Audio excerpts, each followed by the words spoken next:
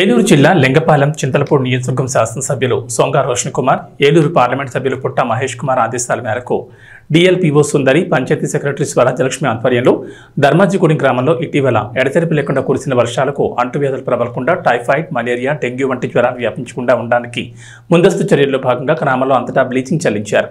ASHA workers ఇంటింటికి వెళ్లి fever survey చేసి వర్షపు నీరు నిల్వ ఉన్న టైర్లు మరియు వేర్వేరు వాటిలో ఉన్నటువంటి నీరును తొలగించారు. మరియు health assistant Srinivas, sub unit malaria officer N A Prasad ఆధ్వర్యంలో ఉచిత మెడికల్ క్యాంప్ నిర్వహించారు. ఈ కార్యక్రమంలో పలువురు పాల్గొన్నారు.